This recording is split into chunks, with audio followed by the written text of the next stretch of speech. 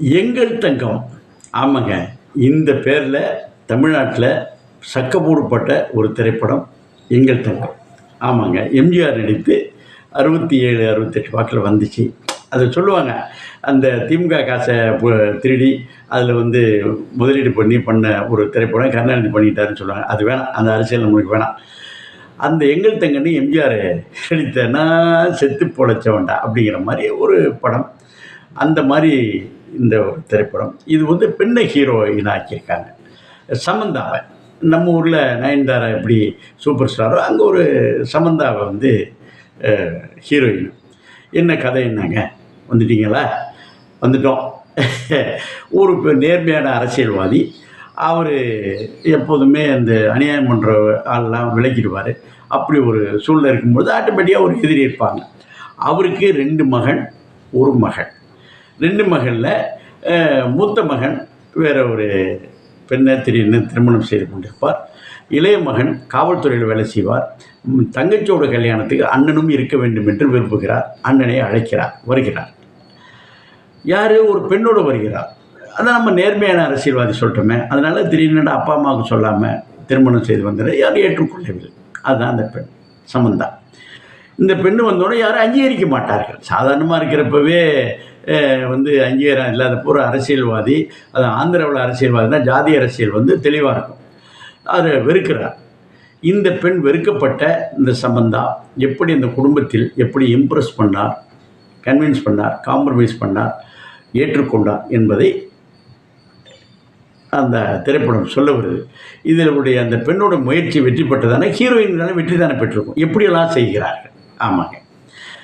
இப்போது அந்த மருத்துவர் வந்து அந்த பெண்ணுடைய கணவர் வந்து ஒரு மருத்துவர். அது எப்போதுமே அரசியல்வாதியோட பிள்ளை மருத்துவர்னோ பொது சேவையெல்லாம் செய்யக்கூடியவர். இந்த ஏற்கனவே விரோதமாக இருக்குல்ல, அரசியல் விரோதம் இருக்குல்ல, அவர்கள் ஒரு கும்பல். யார்? இந்த குடும்பத்தை தாக்கிறதுக்கு. இந்த பெண்ணு வந்து ஒரு ஒரு முக்கியமான இயக்கத்தில், ஒரு தீவிரவாத இயக்கம்னு வச்சுக்கோமே, அது வெளிப்படையாகவே தெரியுது. அதிலிருந்து வந்து விட்டால் அங்கே தீவிரவாதிகள் வந்து மக்களை எப்படி பிரெயின் வாஷ் பண்ணி மக்களுக்கு கொடுக்குறாங்க அப்படிங்கிற மாதிரி பிக்சரைஸ் பண்ண, சுயநலத்தை எப்படி ஹேண்டில் பண்ணுறாங்க, அது குறிப்பாக பெண்ணை எப்படி பயன்படுத்துகிறார்கள் என்பது போன்ற ஒரு இன்னொரு எதிரி. அப்புறம் இவர்கள் எல்லாமே அந்த சம்பந்தி எல்லாம் சேர்த்து 3 பேர் தாக்குதல் வரும்பொழுது இந்த பெண் எப்படி பிசிக்கலாகவும் மென்டலாகவும், ஏன்னா சமைக்க தெரியாது, சமைப்பதற்காக கற்றுக்கொண்டு எப்படி செய்கிறார் அப்படிங்கிறதுலாம் ஒரு கணக்கு. இதில் எப்படி பிசிக்கலாக மென்டலாக எப்படி வந்து அந்த குடும்பத்தை காப்பாற்றுகிறார்.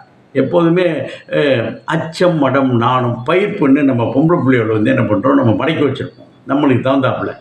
இந்த அச்சம் நாணம் என்பது மாதிரி இருந்தால் கூட உள்ளுணர்வு வந்து அந்த பொண்ணுக்கு, யார், சம்பந்தாவுக்கு ஒரு மிகப்பெரிய ஒரு கோயில் போகும்போது பெண்கள்லாம் போயிருக்கிறப்போ அந்த அரசியல்வாதிகள் அந்த குடும்பம் வந்து என்ன மாதிரி தாக்க வரும்பொழுது எப்படியெல்லாம் அந்த பொண்ணு வீர் கொண்டு இருக்கிறார்.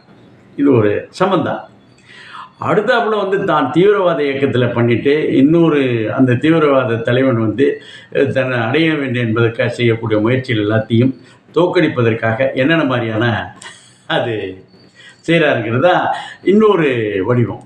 மொத்தத்தில் அந்த திரைப்படம் ஒரு பெண் இப்போ வந்திருக்க ஆல்மோஸ்ட் எல்லா திரைப்படம் இந்த வாரம் வந்திருக்கலாம், பெண்ணை வந்து உயர்த்தி பிடிக்க பெண் தெய்வங்கள் ஆக்கியிருக்காங்க.